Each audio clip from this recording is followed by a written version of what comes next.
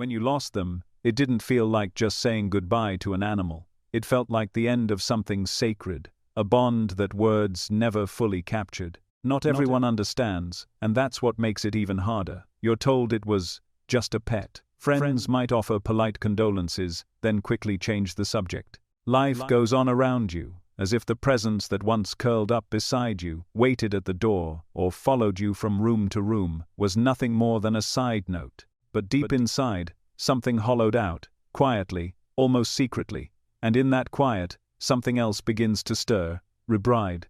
A question. Not logical, not provable, but persistent. Where did they go? You can still feel them sometimes, can't you? In the way the light falls in the room they used to nap in the soft rustle that makes your heart skip for a second.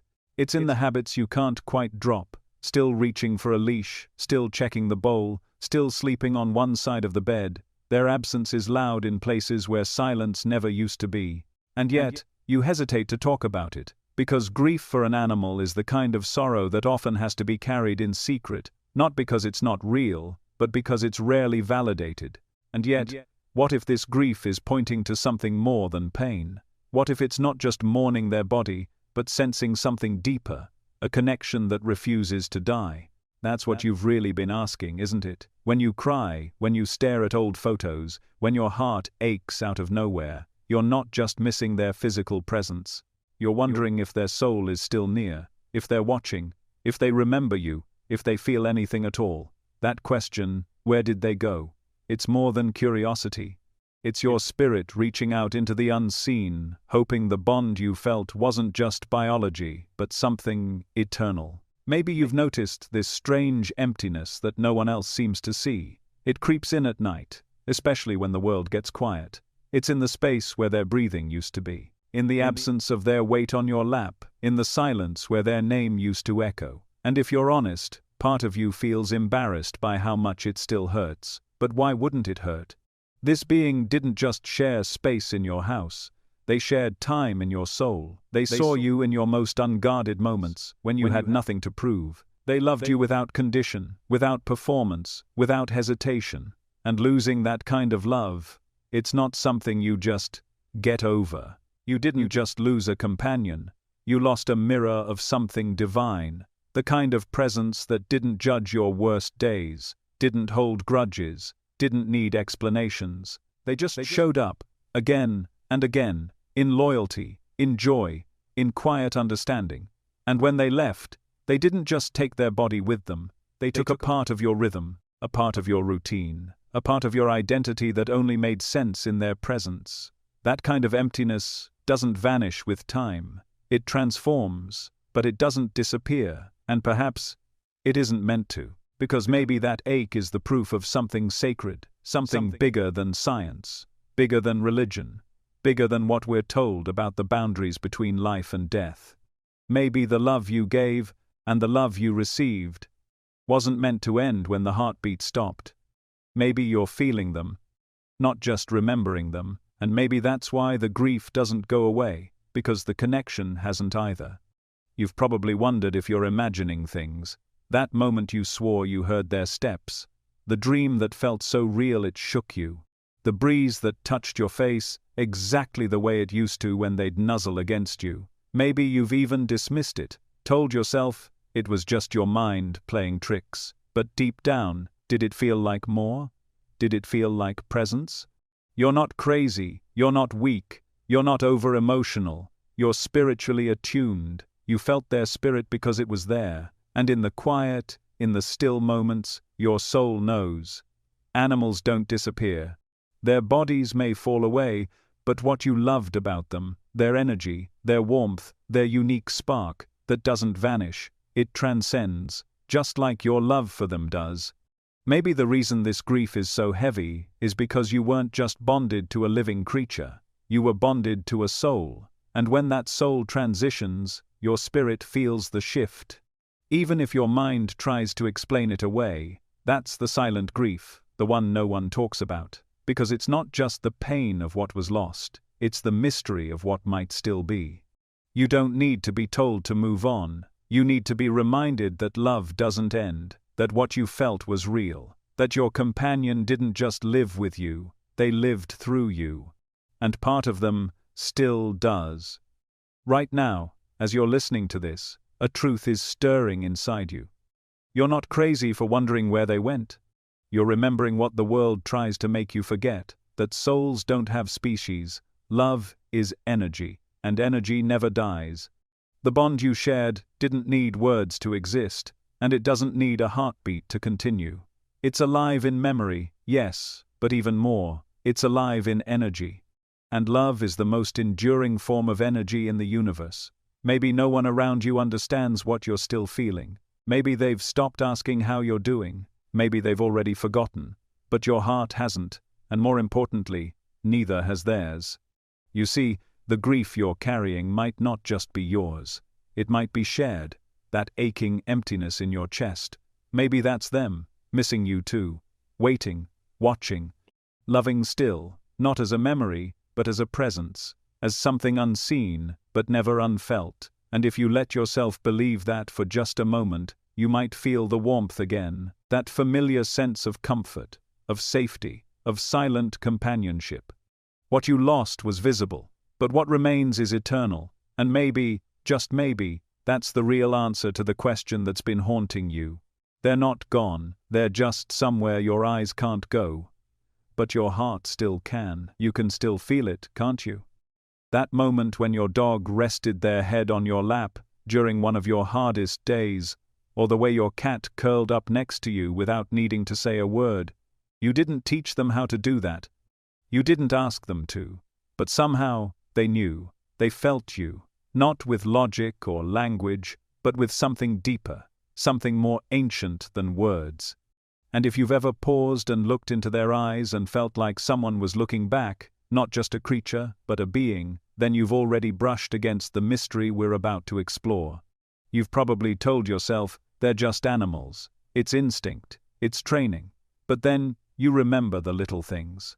The look they gave you when you were sick. The way they waited by the door every evening. The joy they felt in your joy. The sadness that mirrored your own when things went dark. And a whisper forms in the back of your heart, was there more to them than flesh and fur?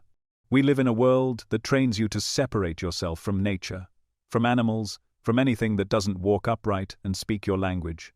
But let me ask you this, how many times have you felt more understood by your pet than by people? How often have you shared a moment of silence that said more than 1,000 words? That's not biology, that's connection. And connection always points to something higher.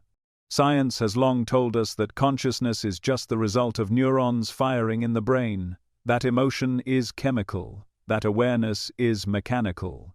But that model crumbles when you're sitting beside your dying dog and they lift their head one last time just to look at you.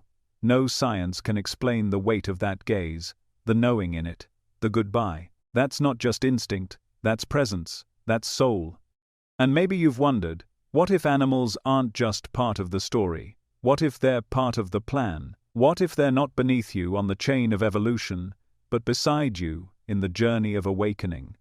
There's something about animals that we don't fully understand because we haven't been taught to see it, but ancient traditions did. Indigenous tribes, mystic sages, early spiritual systems, qualities, they all viewed animals as sacred, not as lower beings, but as spirit companions, guides, guardians of energy, messengers between worlds. And why? Because animals feel, they sense, they know without needing proof. They live in a way humans have forgotten, in tune with nature, with energy, with the unseen. Look closely at how animals respond to environments, to people, to energy. Dogs who bark at seemingly nothing, only for you to later learn someone passed away in that room.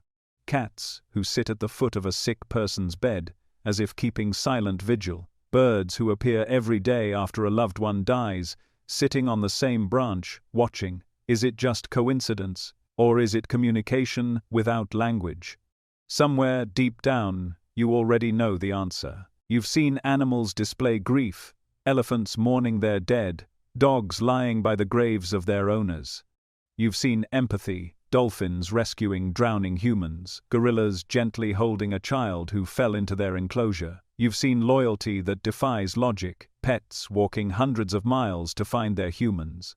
You've seen love in its purest form, unconditional, wordless, and enduring. If those aren't signs of soul, then what are? But here's the real question: why does this matter? Because if animals have souls, then you are not alone in this universe. Not emotionally, not energetically, not spiritually. You're part of a vast, intelligent, interwoven field of life, and every being you share this planet with is not just alive, but aware. And that changes everything. It means the bond you had with your pet wasn't an accident. It was sacred. It was a soul contract, a silent agreement between two beings who chose to walk a part of life together. It means the grief you felt when they died wasn't silly or excessive. It was the echo of your souls parting ways, for now.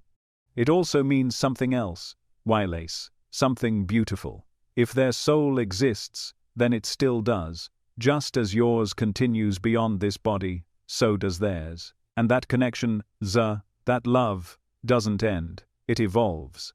You might have already felt it, a dream where they visited you, a sudden memory that hits you with warmth, a sensation that they're still with you.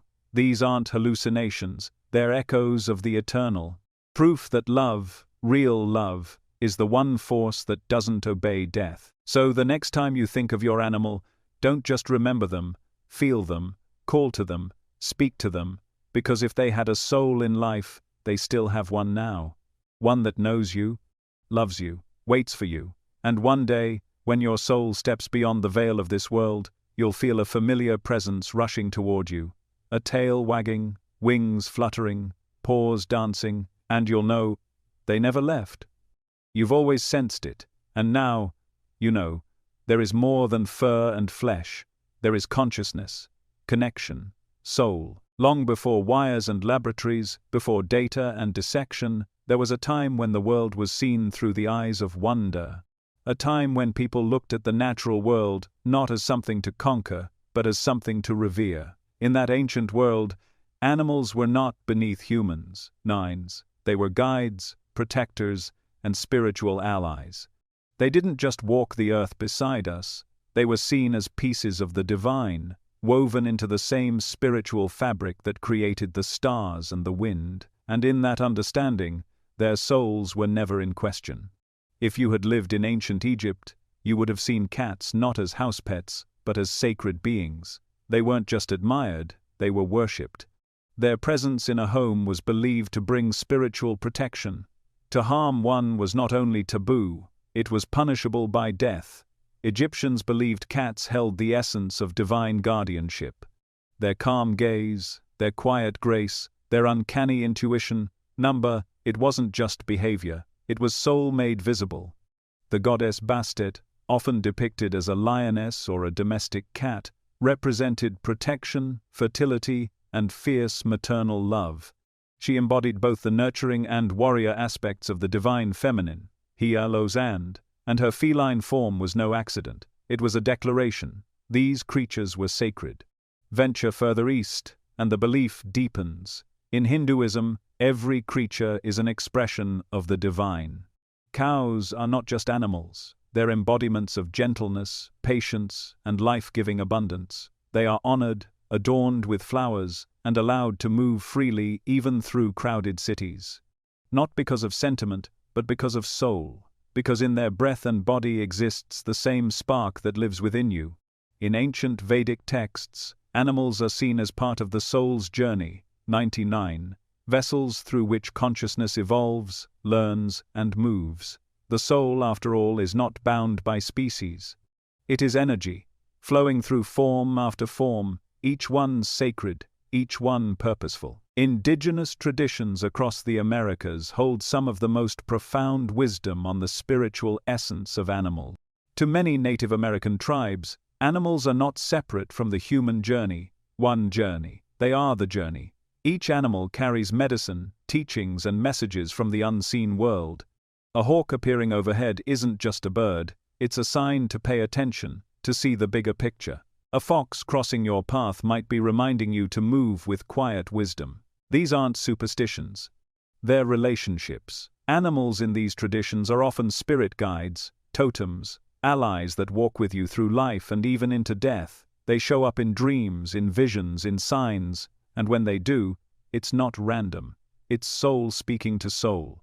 In ancient Chinese philosophy, animals were intricately connected with energy patterns, elements, and cosmic order. The zodiac isn't just a calendar, it's a map of personality, purpose, and karmic balance. Each year is ruled by an animal that brings specific qualities into collective consciousness. Whether it's the steadiness of the ox, the curiosity of the monkey, or the wisdom of the snake, these were never seen as just animals. They were expressions of deeper truths, woven into the human story. The Tao teaches us that all life flows from the same source, and thus all forms of life, from the smallest insect to the most majestic tiger, hold the essence of Tao within them. In Celtic spirituality, animals were known as familiars, not in the fantasy sense, but in the spiritual one. The stag, the owl, the wolf, the raven, each held its own symbolic power. These creatures were believed to exist not only in the physical realm but in the other world, the spiritual plane beyond the veil of ordinary perception. To encounter them wasn't just a coincidence, it was a crossing.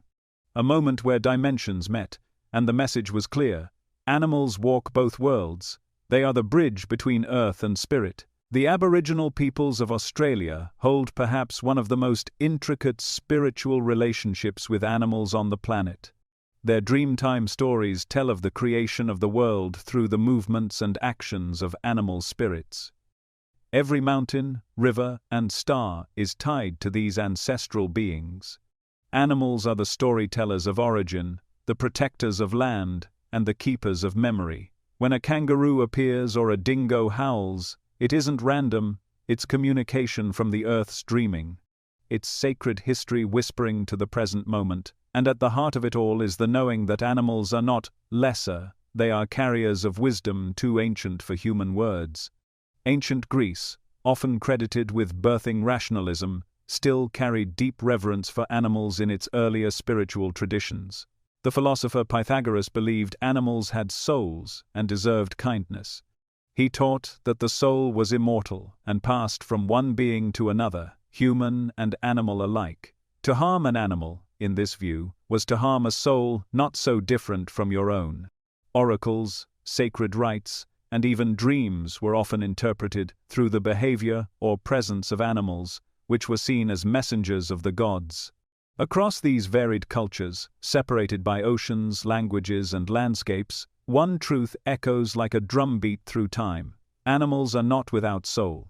They were never meant to be seen as background characters in the human story. They were central, essential, holy. Their behaviors were studied not for biology, but for meaning.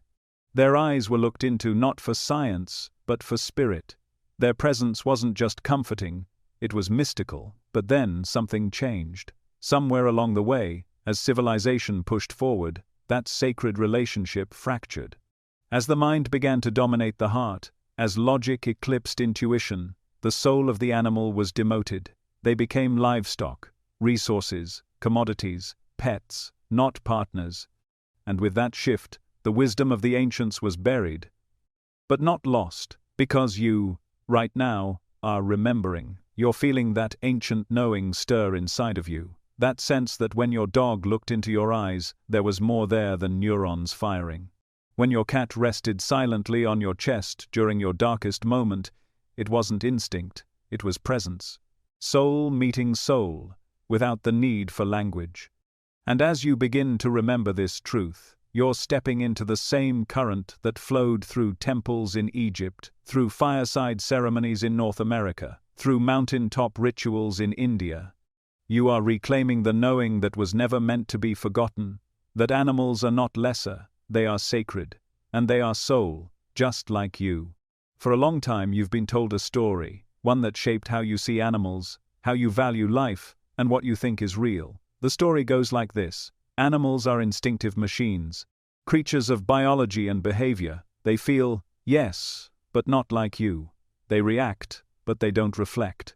They survive, but they don't experience. And in that story, their inner world, not in 2022, if one even exists, doesn't really matter. It's not measurable, not visible, not testable, so it must not be real. This is the doctrine of Western science, nor other, the shadow it's cast over centuries. A framework built to dissect, classify, and control. To make everything observable, predictable, and logical. But in doing so, something was lost, something precious. Because when you reduce a living being to what you can measure, you stop seeing what makes it sacred. Modern science, 19C, especially in its materialist form, 19C, told you that consciousness is nothing more than neurons firing in a specific pattern. That love is just a chemical reaction. That instinct is pre-programmed behavior selected by evolution. Animals, in this view, became machines made of meat, complex, fascinating, even beautiful, but still mechanical. And this worldview didn't just live in textbooks. It spread. It shaped culture, language, laws. It justified cruelty, neglect, and indifference. Because how can you harm something that has no inner life? But deep inside, you knew better. You felt better. You saw something in your dog's eyes when they forgave you before you forgave yourself. You heard it in the soft cries of an elephant mourning her calf. You witnessed it in the unwavering loyalty of a pet that waited at the door, day after day, long after their human was gone. These aren't programmed responses. They're soulful expressions. They are stories written in silence, in presence, in connection. And now, slowly, the walls of science are beginning to crack. Something is stirring beneath the surface of accepted theories, and it's coming from the very frontiers of knowledge. Not from spiritual texts or ancient traditions, but from physics labs and neuroscience journals. The places where truth is meant to be rational and sterile are starting to speak the language of the soul, even if they don't realize it yet. Quantum physics, for example, has shattered the old idea of a solid, separate, mechanistic universe. At the subatomic level, reality is fluid, uncertain, and deeply interconnected. Particles respond to observation. Entangled objects influence each other across vast distances instantly. Matter, it turns out, is not the foundation of reality. Energy and consciousness might be.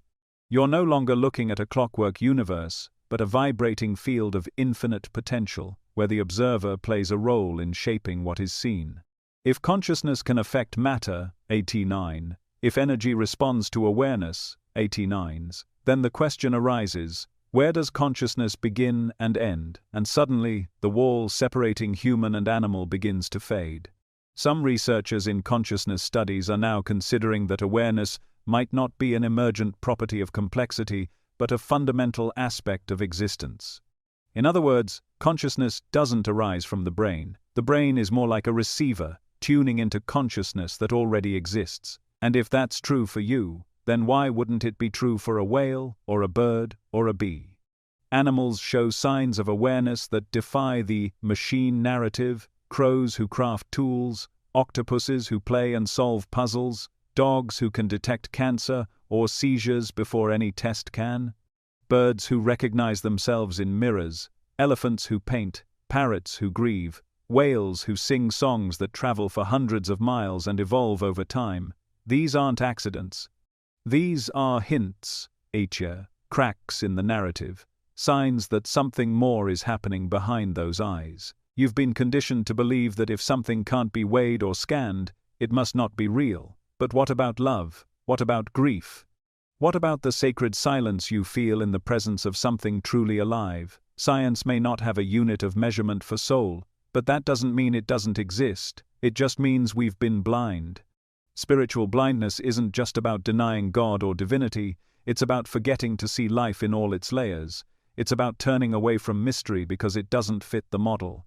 And in doing so, we've numbed ourselves. We've stopped asking the deeper questions. We've allowed cold logic to replace warm knowing. But the veil is thinning. You're not alone in this awakening. Even some of the world's leading scientists are beginning to speak in hushed tones about things they once denied. They talk of consciousness as a field, of memory that isn't stored in the brain, but in the fabric of space itself. Of morphic resonance, where habits and behaviors form not from genes alone, but from a collective field of learning that spans generations and species. And when they look into the animal world with open eyes, they begin to see what mystics have always known, that every living being carries within it a spark of the infinite.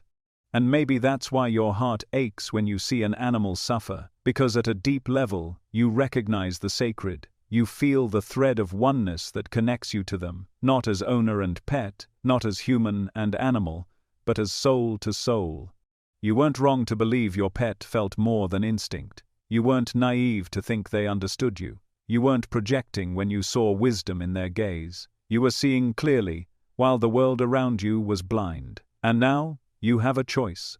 You can continue living in a reality where animals are just bodies, where consciousness ends at the skull, and where only humans matter. Or you can step into a deeper truth, one where life is sacred in all its forms, where energy is consciousness, and consciousness is everywhere, where animals are not beneath us, but beside us, teachers in fur and feather and scale. This isn't about rejecting science, it's about transcending its limits. It's about expanding the lens through which we see life, and daring to let mystery in, because once you do, you'll never look at a living being the same way again. You'll feel the soul behind the bark, the presence in the purr, the knowing in the stillness of wild eyes watching from the trees. And in that moment, you'll remember something ancient, something true, that the universe is not made of dead matter, it's made of living spirit.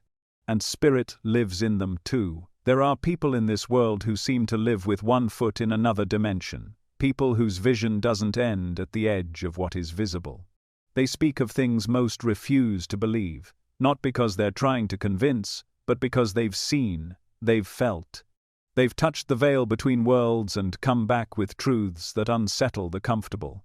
One such individual lived quietly, humbly, never seeking fame, and yet, what he revealed shook both the scientific and spiritual establishments. Not because he made grand predictions about the world, but because he whispered truths about the soul, especially the souls we were told didn't exist. What he shared about animals was unlike anything the world had heard before. In trance states so deep they bordered on the mystical, he would speak of dogs and cats, horses and birds, not as mere beasts, but as eternal beings, souls that walked beside us, not below us. And what he described went far beyond comforting metaphors. It was detailed, vivid, unflinching. He spoke of animal spirits that stayed with their human companions long after death, offering protection, love, and guidance from realms we cannot yet see. One story began with the grieving voice of a woman who had lost her dog, a companion she called her only family. She asked if the dog had a soul, if he still existed. What came through was astonishing. A description of the dog's appearance, his behavior, even a specific scar, all details the woman had never shared. But it was what came next that silenced the room. He said the dog's spirit had not left her, that he waited, bound by love, watching over her even in death, not as a ghost, but as a guardian. His soul, he said, had been elevated by his acts of love and sacrifice in life. And because of that, he remained near, just outside the edge of human perception. This wasn't an isolated incident. Over time, more cases emerged, pet owners reporting the return of their animals, not in the same bodies, but in new ones. A dog that was lost to illness, only to reappear years later in a puppy with identical mannerisms, fears, and preferences. A parrot that had never spoken a word in its first life, now reincarnated and uttering familiar phrases in its new form. These stories were not fantasies. They came from people who had no interest in metaphysics. They were engineers, teachers, skeptics, until something impossible touched their lives. In one case, a family mourned the sudden loss of their cat, who had been their daughter's silent protector through years of illness. The child, inconsolable, asked her parents if the cat would ever come back. Months passed, life crept forward. Then, one afternoon, a stray kitten wandered into their yard, re-eyed, the same color, same markings, even a strange crooked tail, just like the one they had buried. But it wasn't the appearance that startled them, it was the behavior. The kitten went straight to the daughter's bedroom, curled up on her pillow, and began to sleep in the exact same position the previous cat always had. Over the weeks that followed, it responded to the old cat's name. It avoided the same spots the old cat feared. It did things that couldn't be taught. And in those quiet, sacred moments, the family realized love had returned. There was a growing pattern in these readings. Animals, it was said, didn't just disappear after death. Those who had formed deep bonds with humans often chose to stay, not in fear, not out of attachment, but out of love. And sometimes they chose to return. Reincarnation wasn't exclusive to human souls. In fact, it was suggested that animals have their own evolutionary journey, not of intellect, but of consciousness. A journey propelled not by ambition, but by service, by devotion, by love. You might have heard the phrase that dogs are man's best friend. But what if that isn't just sentiment? What if it's soul recognition?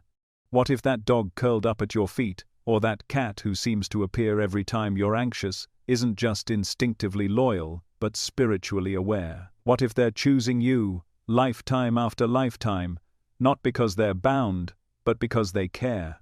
In one especially poignant case, a woman described recurring dreams of her childhood dog after he passed away. In the dreams, he would lead her through places she had never seen, forests, rivers, sacred-looking gardens. The dreams were always peaceful, always vivid, and left her feeling strangely calm.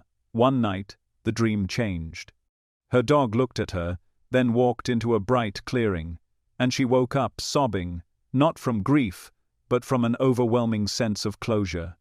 Months later, she visited a spiritual retreat she had never heard of before. The location was tucked away in the mountains. As she stepped into the meditation garden, her breath caught in her throat. It was the exact same place from her dream, and suddenly, she understood. Her dog hadn't just visited her in sleep. He had shown her where he was, and where she would one day go. These stories, too many to ignore, began to challenge every established belief. Religion had long debated the place of animals in the afterlife, N1DLS, some traditions insisting they had no soul, others offering vague comfort without clarity. Science dismissed these stories as projection, humans assigning meaning where there was none. But these readings stood in defiance. They didn't just claim animals had souls, they described where those souls went, how they moved, why they stayed, and sometimes why they returned. The framework that emerged was startling in its beauty. Animals, it said, incarnate not to learn in the way humans do, but to serve, to teach by example, to love without agenda. Their souls may be different in structure, but not in worth. And when they form a bond with a human, a real one born of mutual love and loyalty, that bond becomes eternal. It becomes a kind of spiritual contract, one that outlives flesh and time. You begin to wonder about your own animal companions, the ones who have passed, the ones who are still with you. That deep feeling of recognition you had the first time you locked eyes with them, could it have been remembering? Could they have known you before? Could they be loving you still, even now, even from the other side? There's something unshakable about these stories, not because they provide proof, but because they mirror what your heart has always suspected. That love doesn't end with breath, that souls don't follow human rules, and that sometimes the most faithful, most spiritually connected being in your life had 4 legs and fur, not because they were beneath you, but because they were walking with you. There's a light that flickers in the quiet moments, in the stillness after grief, in the hush that follows a final goodbye. You might not always see it, but you feel it. In the corner of your memory, in the ache in your chest, in the way certain moments feel bigger than this world allows. That light, it's not just a memory, it's a presence, and it waits for you. You've heard it said that love never dies, but when your beloved animal leaves this world, it's hard to believe that. The silence feels endless. The empty bed, the quiet hallway, the absence of a tail thumping against the wall when you walk through the door. It can feel like love died too. But what if the bond you shared wasn't just emotional? What if it was spiritual? What if love itself is a kind of energy that doesn't just echo through time, but lives in a place beyond time. You've probably felt it before, that tug when you think of them, that moment when a familiar scent, a sound, or even the shape of a shadow makes you turn your head. And for a brief second, you wonder if they're near. That's not your imagination. That's not wishful thinking. That's the tether, the connection that still holds between your soul and theirs. Because when love is pure, when it's given freely, without condition or expectation, it doesn't vanish, it transcends. Across cultures and spiritual traditions, there are whispers of a truth that runs deeper than anything we can see. The idea that love creates bridges, not just across distance, but across dimensions. In this understanding, animals aren't simply companions. They're soul beings, journeying with us through lifetimes, sometimes walking beside us in fur and feather, sometimes watching from realms we cannot touch. And when they give their lives in service, protection, comfort, or even in silent presence, something extraordinary happens. Their soul evolves. You may have thought you were the one teaching your pet, that you were guiding them, protecting them, caring for them. But what if it was mutual? What if their act of unconditional love, day after day, year after year, was their offering, their devotion, and through that offering, they moved closer to the light? There's a sacred exchange that happens when one soul gives to another without asking for anything in return, a kind of spiritual alchemy. And animals, more than most, understand this instinctively. Not because they've read spiritual texts or attended workshops, but because they live it, they are it, they show up fully, they love wholly. And when that kind of love is offered over and over, it creates something indestructible. The bond between you and your animal wasn't forged in biology, it was written in energy. Your lives wove together for a reason, not by accident or convenience, but by design. And even if you didn't know it at the time, every moment you shared was part of something much larger. A divine contract, a sacred agreement. And when that contract is fulfilled, when their body can no longer carry the light they offered, they return to the place from which they came. But the bond, it doesn't break, it simply changes form. They don't disappear, they wait. Not in sadness or longing, but in light, a realm not governed by clocks or calendars, a place where love is visible, and souls are known not by names, but by the frequency of their being. In this realm, they remember you, they feel you, and every time you think of them, every time your heart sends out that quiet pulse of love, they receive it like a beacon. This is not fantasy. This is the truth buried beneath the noise of a world that has forgotten how to feel. Some traditions speak of the Rainbow Bridge, others call it the Summerlands, but the name doesn't matter. What matters is the knowing, the deep, cellular recognition that your connection didn't end. It simply moved to a different layer of existence. And the more you open your heart to that truth, the more you begin to feel them again. Not as a memory, but as presence. You may wake up from a dream and swear they were just there, curled beside you. You might feel a soft pressure near your feet in the middle of the night. You might hear their tags jingle in an empty room. These aren't tricks, these aren't grief hallucinations. They are moments of thinning, when the veil between worlds softens, and that waiting soul reaches out to remind you, I'm still here, and sometimes, you'll meet them again. They may return to you in another form. A dog who locks eyes with you at the shelter and feels instantly familiar. A bird who perches at your window every morning. A kitten with the same mark on her paw. Reincarnation is not limited to humans. Souls travel, souls return, and when love is unfinished, when the bond is still pulsing with energy, it finds a way. You don't have to believe in every system or every doctrine, you don't need to subscribe to any specific faith, you only need to listen to the part of you that knows there's more. The part that trembled the first time you said goodbye, the part that softened when you felt them close even after they were gone. That part of you is tuned to the light, it recognizes its reflection in them. So the next time you wonder if they're okay, know this, they are. They are beyond pain, beyond fear, beyond separation. They are light now, not the kind that burns, but the kind that heals, the kind that waits. And every time you send out love, every time you whisper their name or hold their memory close, you step closer to them too.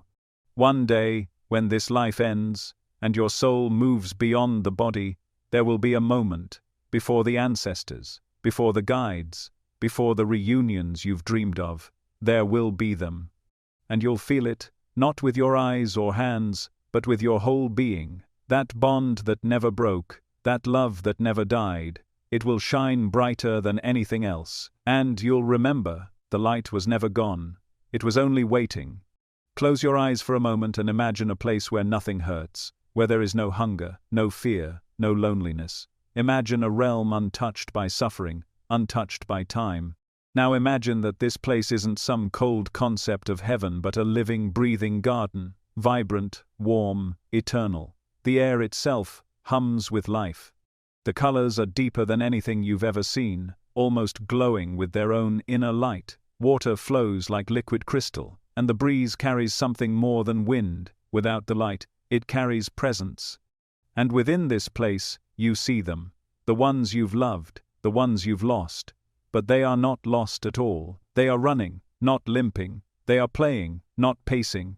They are resting under trees that sing, not lying still in the ground. Their eyes, when they turn to you, are brighter than you remembered, filled with a knowing that goes beyond words. You see their spirit, not just their form. Their essence is intact, more whole than ever. This is the realm spoken of in whispers, in dreams, in sacred traditions that dared to suggest animals don't just vanish when their bodies fail. They return, somewhere beautiful, somewhere pure. In many spiritual philosophies, there is an understanding that love creates pathways. It builds bridges across dimensions, across lifetimes. The love you shared with your animal companion doesn't dissipate. It creates a kind of energetic signature, a tether, connecting soul to soul. And in that higher realm, not signed, the garden of pure hearts, not signed, those connections are honored, protected, and nourished. It is said that this realm exists beyond the physical veil, layered into the folds of the soul's journey. Not as a reward, but as a natural home for beings who lived their lives in service, in loyalty, and in unconditional love. You see, animals do not carry the burdens of ego like humans do. They do not plot, deceive, or manipulate for gain. Their lives are simpler, but their love is often more profound. And because of this, many believe they return to a place that matches the purity they expressed in life, a place that reflects their spirit with gentle beauty. This is not a heaven built on judgment or morality, it is a sanctuary of energy and grace. Some call it the realm of innocence, others call it the meadow beyond the veil. But many who have glimpsed it say it looks like an eternal spring, an untouched paradise where animals are free to be what they always were at their core. Love in motion. In this garden, time doesn't move forward. It expands. You don't wait, you remember. The animals here exist in a state of soulful presence. They're not ghosts, nor are they trapped. They are alive in a higher octave of reality, a dimension layered into our own, just outside what the eye can see. When you feel that sudden warmth by your side, when you sense something brushing past you at night, or when you swear you hear the soft click of nails on the floor long after they've gone, it may not be your imagination. It may be a brief moment of overlap between this realm and that one, a moment when the veil grows thin, and their energy pours into yours like sunlight. There are stories, hundreds of them, from people who claim they were visited in dreams by their beloved animals. But these weren't ordinary dreams. These were vivid, immersive, filled with emotion that felt more real than waking life. Some describe being led through fields they'd never seen before. Others speak of hearing voices in their minds, not in words, but in understanding. The message was always the same: I'm okay, I'm with you, I'm waiting. In this sacred place, the separation we experience here, the aching distance between life and death, does not exist. There is no loss, there is no forgetting. Every act of kindness, every moment of play, every time you whispered "I love you" into fur or feathers or scales, it remains etched in the soul, and it calls across dimensions. That's why your love still feels alive, because it is, because they are. Imagine a dog who spent her last days in pain, her body failing while her eyes still searched yours for comfort. In this garden, her body is renewed, her spirit running fast and free. Imagine a cat who once curled on your chest when you cried, now perched high on a branch under a sky that sings, still watching, still purring with your name in her spirit. Imagine a horse who carried your burdens without complaint, now galloping through endless green, each step a celebration of freedom. These are not fantasies. They are echoes of a deeper truth, one that lives in every culture, every faith, every mystic whisper that ever dared to say, life continues. This garden is not reserved for the select few. It is open to all who love. And in this sacred space, your animal waits, not in impatience, not in sorrow, but in divine timing, trusting that love will lead you back. When the time is right, there is no fanfare, no thunder, just a sudden knowing, a feeling of return, of home. You will walk through that veil one day, and there they will be. As if not a single moment has passed, as if the years between were only a breath. And they will remember you. They will come running. They will greet you with the same joy they always did, only this time, there will be no more goodbyes, no more sickness, no more aging, no more parting, just being, together, forever. You may not be able to see this garden yet, but your heart remembers it. In the quiet, when grief softens into longing, and longing begins to glow with something like hope, that's them, reaching across the veil, letting you know they're okay, letting you know you will be too. So if you've ever wondered where they went, if you've ever felt that unbearable ache that comes when a soul leaves this world too soon, remember this: they're not in the ground, they're not in the past. They are in the garden, the one your soul has always known, the one built not of clouds or golden streets, but of love, growing wild and free, and they are waiting, not lost, not gone, just beyond the veil. It always starts small, a sound, a dream, a flicker of something in the corner of your awareness. You tell yourself it's nothing, just your imagination, a coincidence, the residue of grief. But deep down, you hesitate, because part of you knows it wasn't random, it wasn't meaningless, it was them, reaching out, reminding you, letting you know that love doesn't just disappear when a body is gone.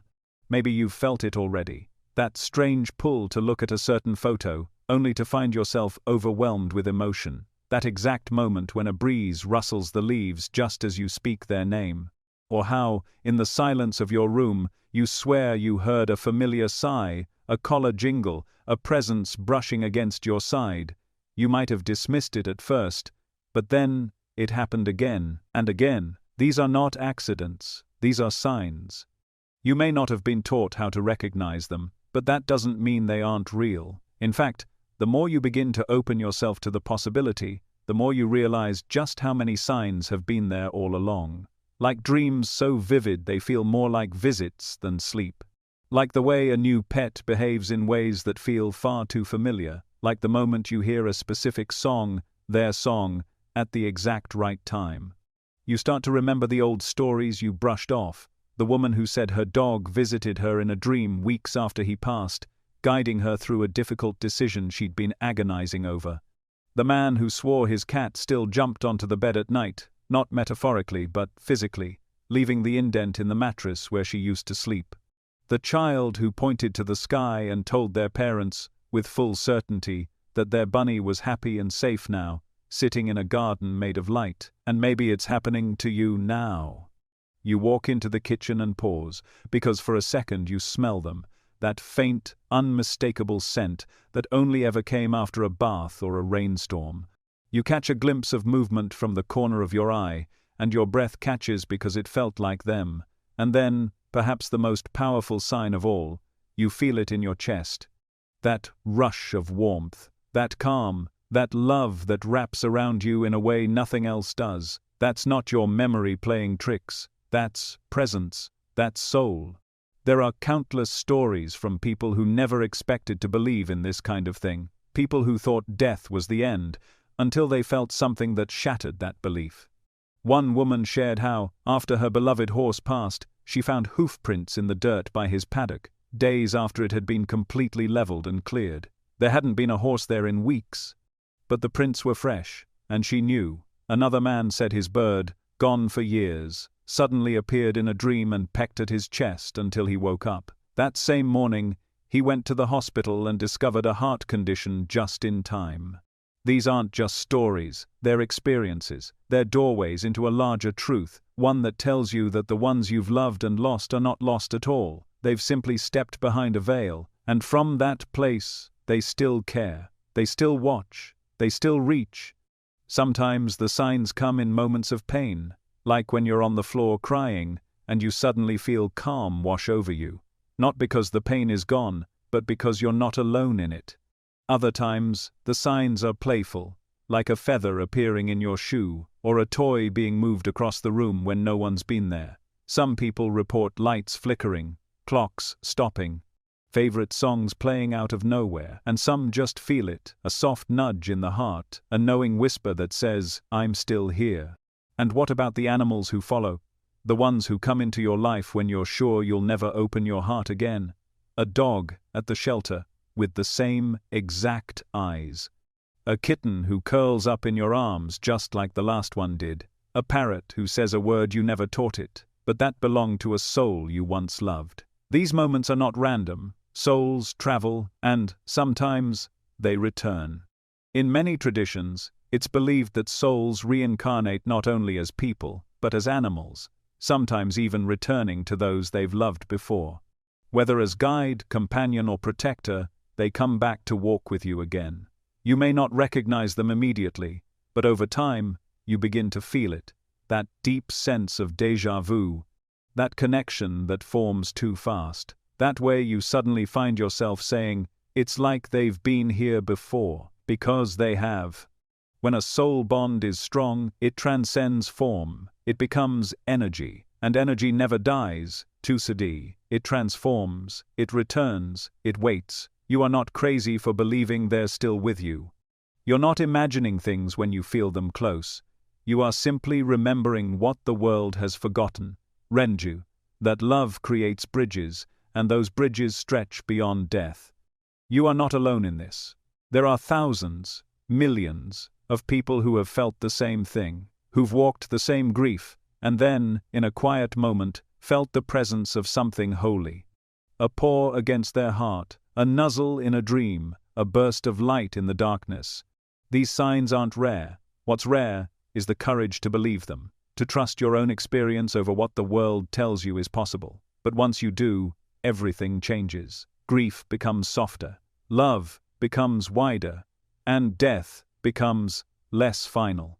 You begin to realize that goodbye was never the end. It was just the beginning of a new kind of relationship, one not based on touch or sight, but on soul and energy, one where they can show up in your dreams, walk beside you in silence, and guide you when you need it most. So when you see the next sign, when the air shifts, when the dream comes, when the new pet looks at you with that knowing gaze, don't doubt it, don't dismiss it. Acknowledge it, speak to them, let them know you see them, feel them, remember them, because they never left you, and they never will. Sometimes, it's the look in their eyes. Other times, it's the way they curl up in that one spot, the exact same way. Or maybe it's how they respond to a name they were never taught. You tell yourself it's coincidence, a trick of grief, a mind desperate to find comfort. But then, it happens again, and you begin to wonder, could this really be them? Reincarnation. For centuries, it's been a subject of fascination, faith, and fierce debate. Many believe that souls return, not randomly, but with purpose. That a life isn't just one story told once, but a series of chapters lived across different forms, different experiences. And while most conversations about reincarnation center around human souls, there's a growing body of quiet, powerful testimony pointing towards something more big, that the souls of animals return too.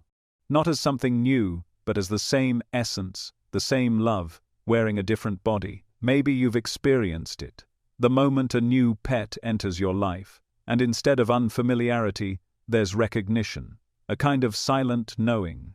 They seem to already understand your rhythms, your moods, your habits. You don't have to teach them where the food is kept, where the old toys are buried, or which side of the bed you prefer.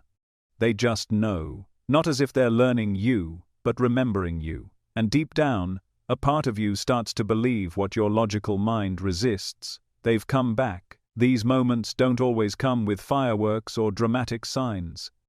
Sometimes it's subtle, a paw placed on your knee at the exact moment you need comfort, the way they tilt their head when you speak, or how they guard you through the night like they've done it before. And then, there are moments that are harder to ignore, the dreams, the synchronicities, the undeniable behaviors that echo a life already lived. You start to question everything you thought you knew about death, and that's when the truth begins to bloom. Love doesn't stay still. In many spiritual traditions, reincarnation is seen as a process of evolution. Souls return not as punishment, but as opportunity, to grow, to heal, to complete something unfinished.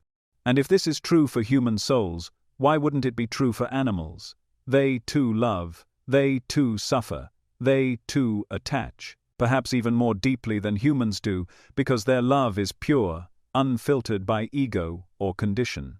And so, when a deep bond forms between an animal and a human, it may be far more than a passing connection. It might be a soul contract, a promise made on a level you can't consciously recall.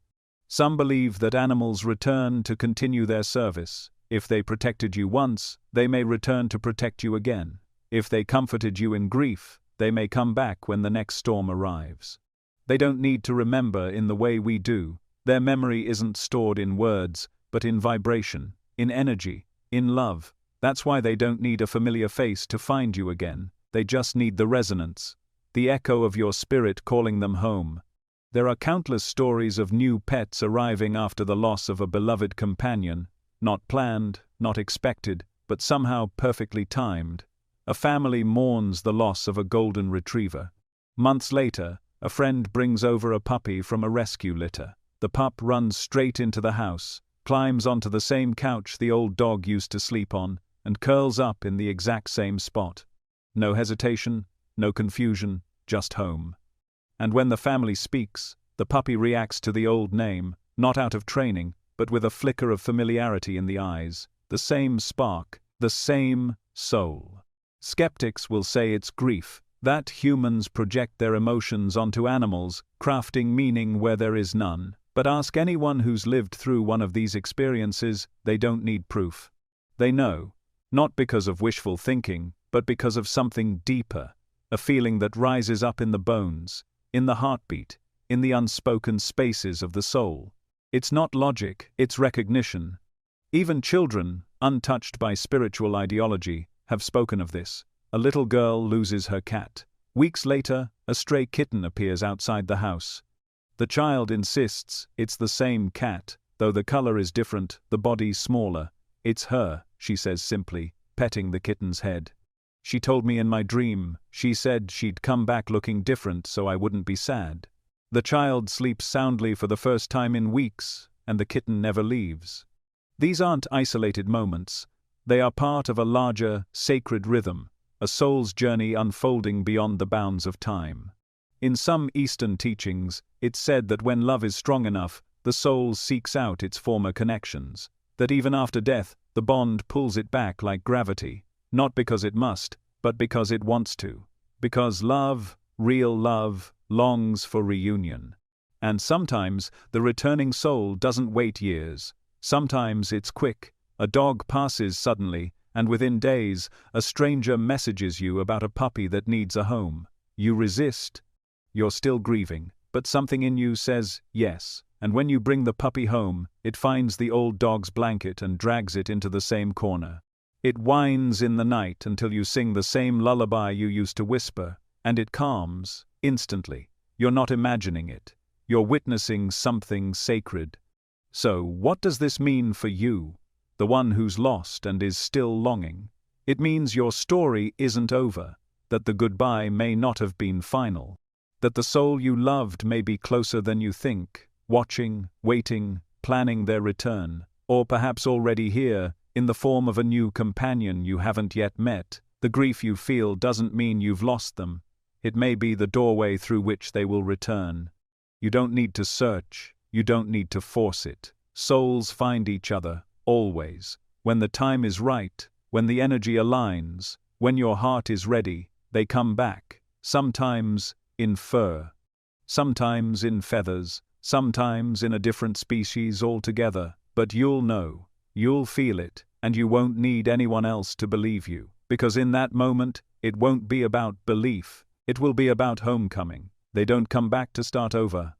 They come back to continue. Because real love doesn't need a new name, it just needs a new form. You've probably felt it before, that your animal wasn't just living with you, but living for you. Not in servitude, not because they had to, but because something deeper was at play. You might have sensed it in the way they always seemed to know when you were hurting, how they stayed by your side through every heartbreak, every illness, every moment you felt alone. It's as if they weren't just companions. They were protectors, healers, silent guardians with a kind of inner mission. That feeling isn't your imagination. It's a glimpse into something ancient and true, the soul's blueprint. Not every soul comes into this world for the same reason. Humans often incarnate to learn, to grow, to face choices that stretch the boundaries of free will. Your path is filled with tests, experiences, and decisions that shape your evolution. But animals? Their journey is different. Their reason for being here is less about self-evolution through trial and more about service through presence. They come not to conquer ego, but to reflect love. They come not to seek power, but to restore balance. In many ways, they come as teachers, wearing bodies we've been taught to see as lesser, while carrying energies we are only beginning to understand. Animals don't struggle with identity the way humans do.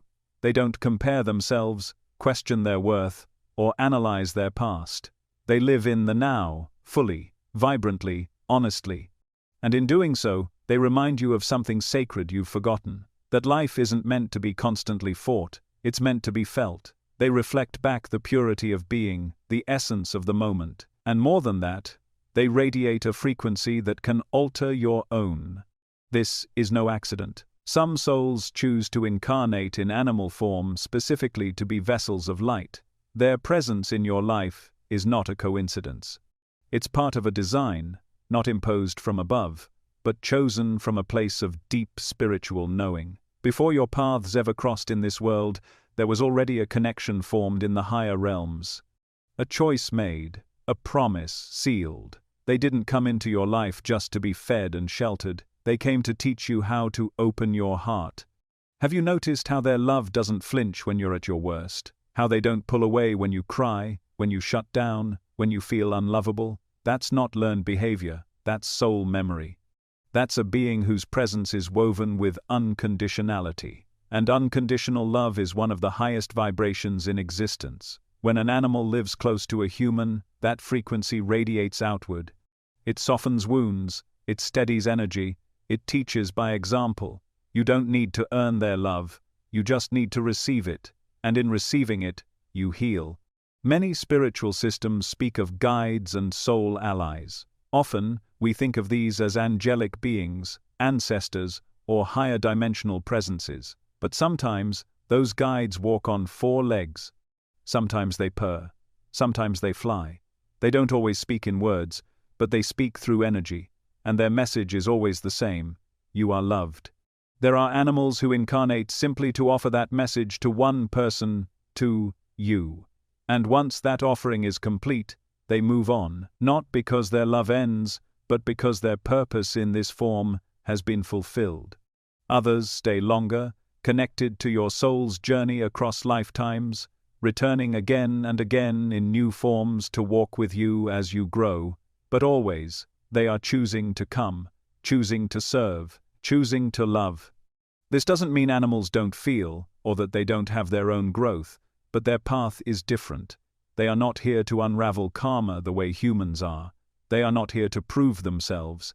Their blueprint is built around alignment, not struggle. And that alignment is what makes their presence so powerful.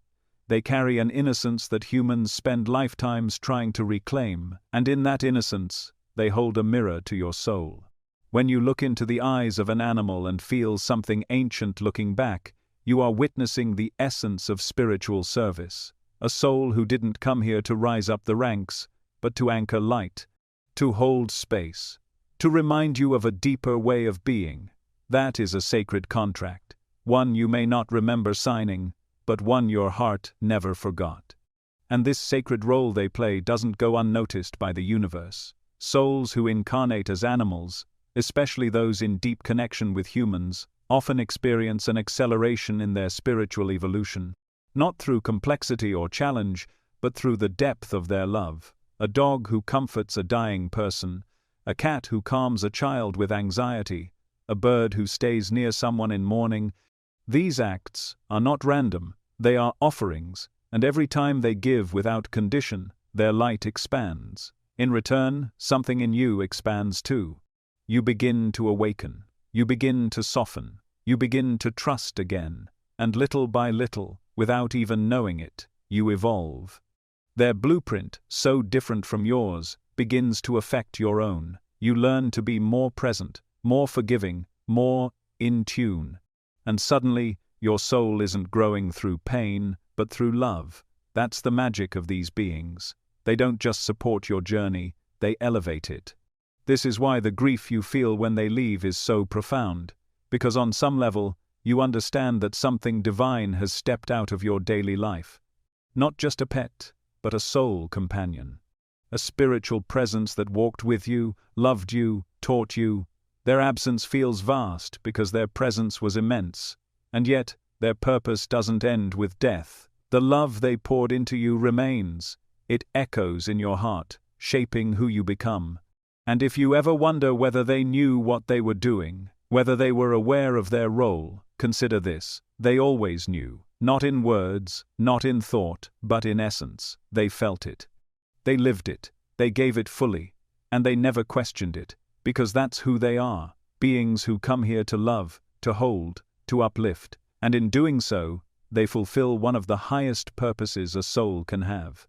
So the next time you sit quietly and feel them near, know this: you didn't just have a pet, you had a spiritual ally, a being whose soul chose yours. A light who came to walk beside you, not because you were weak, but because you were becoming. And now, even in their absence, that light continues to shine through you. There's something about the way they look at you, not just a glance or a passing gaze, but something deeper, a quiet, steady presence that seems to see right through the noise of your life. They don't care about your mistakes, they're not impressed by your achievements, they don't measure your worth by the standards of the world, they just love you, completely, effortlessly, without condition. And maybe that's not just instinct, maybe it's not just loyalty, or bonding, or dependence, maybe it's something sacred, something eternal, maybe it's a mirror, showing you the kind of love you were always meant to receive. You come home after a long day, you've been criticized, ignored, stressed, questioned, but the moment you walk through the door, that little being runs to you like you are everything. No hesitation. No doubt, just joy, just presence. They don't ask for explanations, they don't care about the hours you spent away, their love doesn't hold grudges, and in that moment, even if you don't realize it, something in you begins to heal. Because in a world full of conditions, expectations, and unspoken judgments, your animal companion offers something that feels almost too pure to be real: unconditional love. But what if it is real? What if animals aren't just showing you affection, but reflecting something higher? What if their purpose, their soul's mission, is to act as a living embodiment of divine love? To remind you, over and over again, what it feels like to be seen without shame, to be held without needing to perform, to be loved without needing to earn it. In this way, they are more than companions. They are spiritual messengers, and their message is simple yet profound. This is what love looks like. Have you ever noticed how animals don't judge your emotions? You can be falling apart, crying into the silence of your home, and your pet doesn't withdraw. They move closer. They rest their head on your lap. They sit in stillness beside your pain. They don't try to fix it. They don't offer advice. They just stay. They feel with you. And somehow, their presence becomes enough. You start to breathe again. Not because your problems are gone, but because your heart has been reminded that love is still here. That kind of love doesn't come from training, it doesn't come from food or repetition. It comes from soul, from something ancient and luminous within them that recognizes the divine within you. And maybe that's their gift. Maybe animals were never meant to be below us or beside us, but sent to walk with us, as bridges between the seen and the unseen, between the wounded self and the sacred self, between the fractured heart and the eternal source. Some spiritual traditions say that animals exist in a state of alignment with source energy, that they do not resist their nature. They do not carry the inner war that humans do, the constant battle between the mind and the heart, the fear and the truth. Instead, animals live in the present, they move with flow, they listen to instinct, not ego, and in doing so, they reflect what it means to live in harmony with the divine, not perfectly, but purely. They are not caught in the illusion of separation, and so, when they love you, it is as if Source itself is loving you through them. Think about that. Think about all the times your pet showed up for you, even when you weren't at your best, when you snapped in frustration, when you ignored them in your grief, when you were distant, angry, depressed. They didn't walk away. They didn't hold it against you. They came closer. They loved harder. That kind of love doesn't come from emptiness. It comes from a deep well of spirit. It comes from a knowing that your light, no matter how dim it seems, is still sacred. What if their love is trying to teach you how to love yourself? What if every time they nuzzle you when you're ashamed, every time they forgive you before you ask, every time they look at you like you're enough, it's not just affection, but guidance? A spiritual mirror held gently before you, whispering, "This is how the divine sees you. Not for who you've been, not for what you've done, but for the light you carry, the same light they see, even when you forget it's there." And perhaps that's why their loss is so devastating, because when they leave, it feels like losing a part of your own soul. Not just because they were close to you, but because they reminded you of something you struggled to remember on your own. They reminded you how worthy you are, how lovable you are, how sacred you are. And without that mirror, the world feels colder, less forgiving, less connected. But maybe, even in their absence, the lesson remains. The love stays, because once divine love touches you, it leaves an imprint. It's possible their mission was always more than being a companion.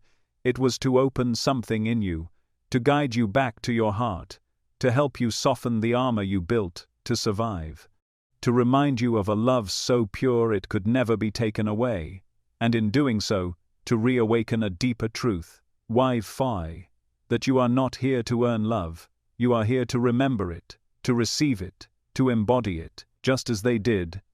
So the next time you find yourself overwhelmed, doubting your worth, feeling small in the face of the world, remember their eyes, the way they looked at you, the way they loved you. That was never accidental, that was never just instinct, that was a message written in fur and feather, in tail wags and gentle purrs, a message from a soul who saw the divine in you, even when you couldn't. And maybe that's the greatest gift of all, to be loved by a being who asks for nothing and gives everything, to be seen without distortion, to be held in presence, in patience, in purity. It changes you, not in a flash of enlightenment, but slowly, like sunlight warming stone, and one day, you find yourself loving differently, gentler, deeper. You find yourself pausing more, judging less, staying present, and that's when you realize their mission is working, their love is still shaping you, because the mirror they held up isn't gone, it's inside you now. There are connections in life that defy logic, bonds that form so quickly, so deeply, they feel like they've always existed. You've probably felt it before, maybe the first time you locked eyes with a dog at the shelter and time seemed to pause.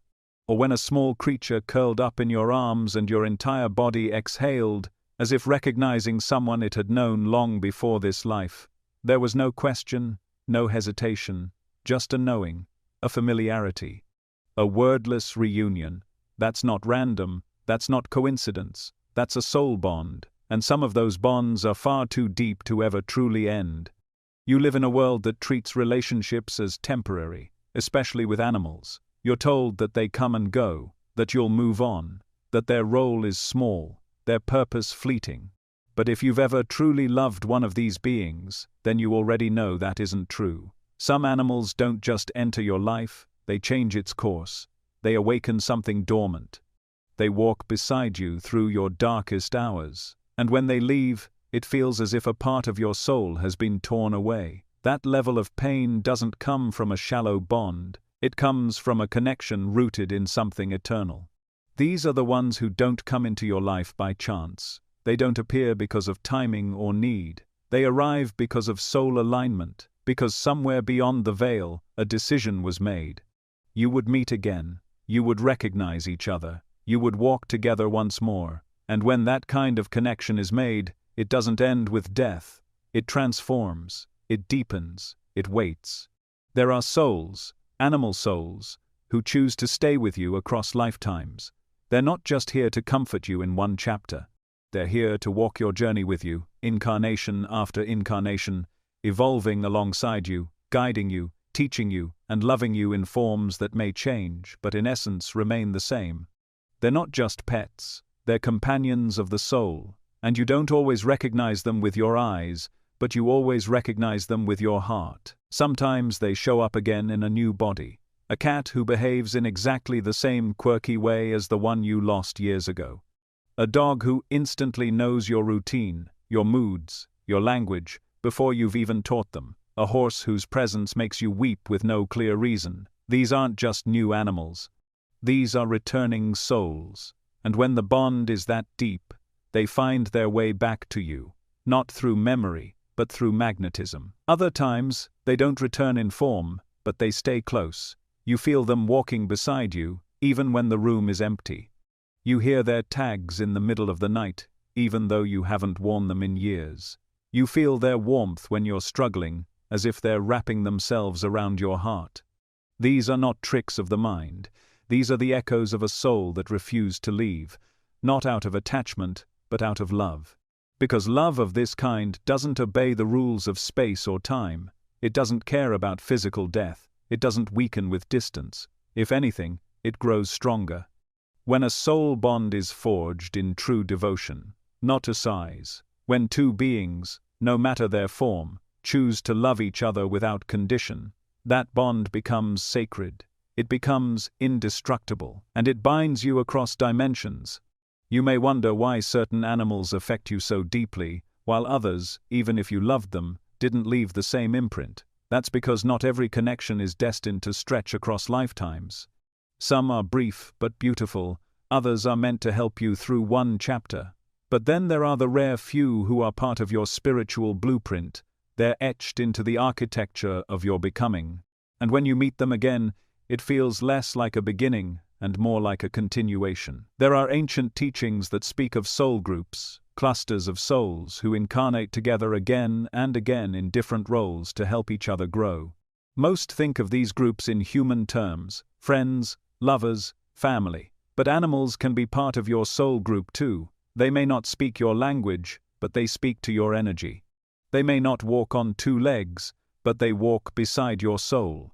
And in many cases, they do so with more loyalty, more compassion, and more spiritual clarity than any human ever could. Think about the times in your life when you were most lost, most broken. Who was there? Who stayed, even when you pushed others away? Who loved you not for your accomplishments or your appearance, but for your essence? Chances are, it was an animal. One who didn't try to fix you, but simply held you. One who didn't ask for anything in return.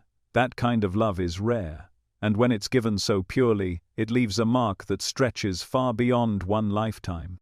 Sometimes, you'll feel a tug in your heart long before you meet them again, a yearning that can't be explained, a sense that someone is missing, even though everything looks fine on the outside. And then one day, you walk into a room, or scroll past a photo, or hold a trembling body in your hands, and the world tilts.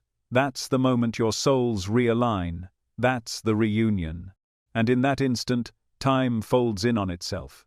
You are home again. They might not look the same. Their coat, their eyes, their body might be entirely different, but the essence, the way they look at you, the way your energy settles around them, the way they fit into your life like they were always meant to, that never changes. You'll feel it in your bones, in your breath, in the way your soul softens without needing a single word.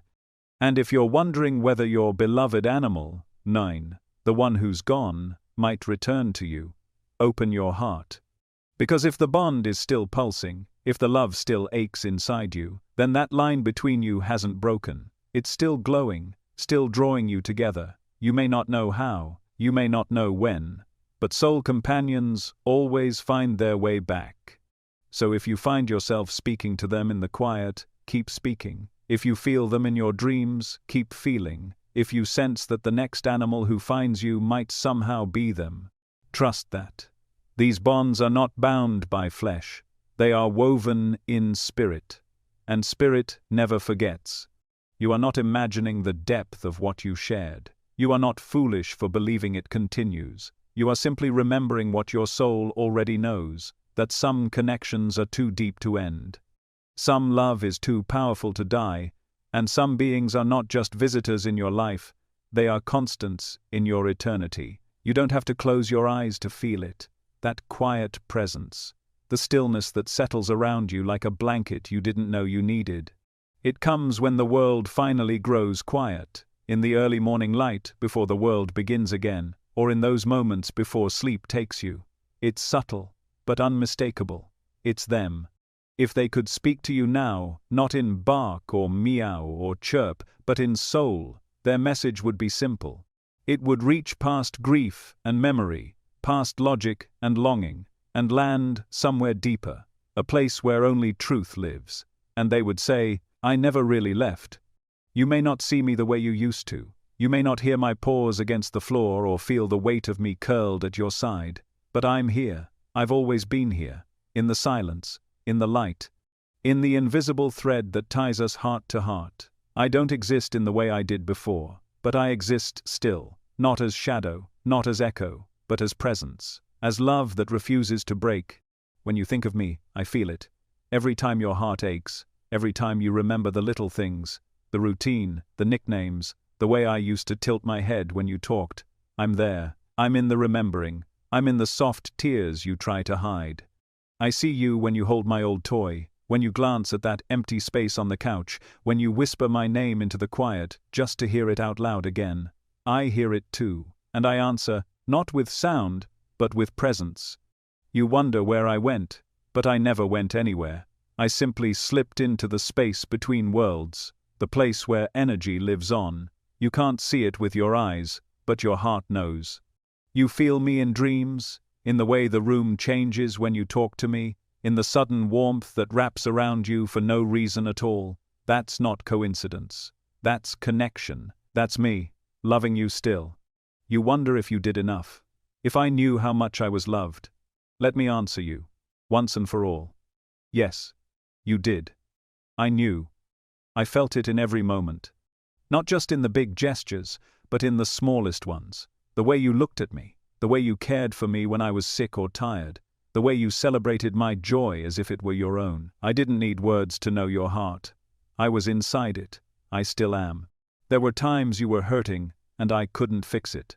I wanted to. So I stayed close. I curled near your pain. I watched your face. I listened to your silence. I waited with you. I didn't need you to be happy for me to love you. I just needed you to let me in. And you did. You always did. That was our magic. The kind of bond that doesn't fade with time. It only deepens. If you've been wondering whether I suffered at the end, please know this. I felt your love more than I felt the pain. In those final moments, as my body grew heavy, your energy wrapped around me like a farewell song, soft, aching, beautiful. I wasn't afraid. I wasn't alone. You carried me across. Your love became my bridge. And I crossed with peace in my soul. You might not believe it, but I visit you often, in ways that are hard to explain. I walk beside you when you're lonely. I nudge your spirit when you forget how loved you are. I linger in your quiet moments, waiting for you to sense me. And, when you do, when you pause, take a breath, and feel that sudden swell of emotion. That's us. That's the moment the veil lifts. And you remember. not just with your mind, but with your soul. There is no time where I am, no aging, no fear. I am free, whole, joyful, but part of me remains with you, always, not in sadness, not in longing, but in loyalty. In love that refuses to be limited by form. I'm not waiting in the past, I'm walking with you now. Through every change, every season, every chapter of your life still unfolding. When you laugh again, I rejoice. When you cry, I stay close. When you open your heart to another, don't feel guilty. That doesn't replace me, it honors me. Because the love we shared made you more loving, it made you braver, it taught you how to feel with your whole being. That was never meant to end, it was meant to grow. One day, when your journey is complete, I'll be there, just like before. You'll recognize me, not by how I look, but by how I feel. And in that moment, all the time between us will vanish. No distance, no pain, just reunion. Until then, live, love. Let yourself remember me with joy instead of sorrow. Let our story be a source of strength, not just sadness. You were my everything. And I still love you with a love that only grows. So, the next time you feel something stir in your heart without explanation, when a breeze brushes past you in a familiar way, when you dream and wake up with tears, but feel strangely comforted, know that I was there. Not in imagination, not in memory, but in soul. I loved you then, I love you still, I always will. There's a truth that lives quietly beneath all the noise, one that your heart has always known, even when your mind couldn't explain it. It speaks in your dreams, in your memories, in the moments when you feel them close and the world grows still. That truth is this: love cannot die. No matter what the world tells you, no matter how final death appears, no matter how much time has passed since you last touched them, the love you shared was never fragile. It was never temporary. It was never limited to this life. It is infinite, and because of that, the one you loved is not gone. They are simply ahead of you, waiting. You may have carried your grief like a stone, believing the connection had ended when their heartbeat stopped. You may have walked through the days pretending to move on, only to ache inside every time their name passed through your thoughts. You may have smiled at photos while silently breaking inside. But even in those moments of silence, of pain, of longing, they were with you, not in some abstract spiritual idea, but in a very real, very tangible sense. Because when love is real, it carves a space in your soul that nothing can erase. The journey you shared wasn't just about companionship. It wasn't about routines, or care, or even the years you spent together. It was about soul connection. And once two souls intertwine in love, true love, the kind that transcends conditions and expectations, etc., they remain connected across all time and all dimensions. That's the sacred secret that grief tries to bury. That love does not fade with absence. It grows. It deepens. It becomes more than it ever was, stretching into the unseen, into the places we can't yet touch with our hands, but can still feel with our hearts. So many people walk through life, haunted by the question, will I ever see them again? But that question is born from a misunderstanding. It assumes that the reunion is uncertain, that it might not happen.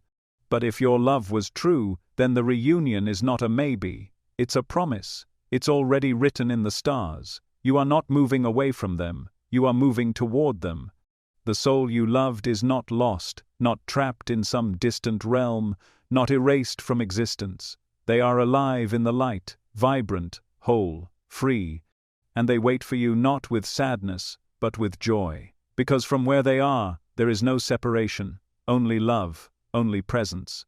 Only the awareness that one day you will step across the veil and everything you thought was lost will return in a single, radiant moment. Can you imagine what that moment will feel like? Not as a vague concept, but as a living reality?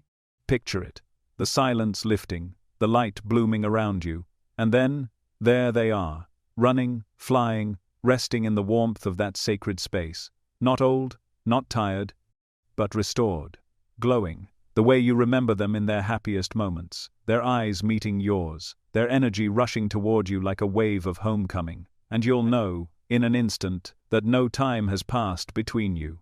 No years, no grief, no distance, just reunion, just love, just everything you ever hoped was true, made real.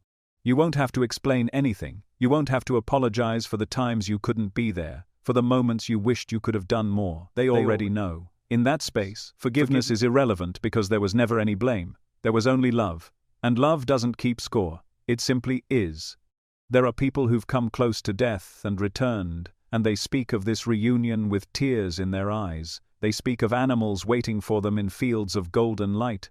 They describe being greeted not just by family, but by the very souls who held them through life's darkest moments, the ones who wore fur, or feathers, or scales, the ones who never asked for anything except to walk beside them.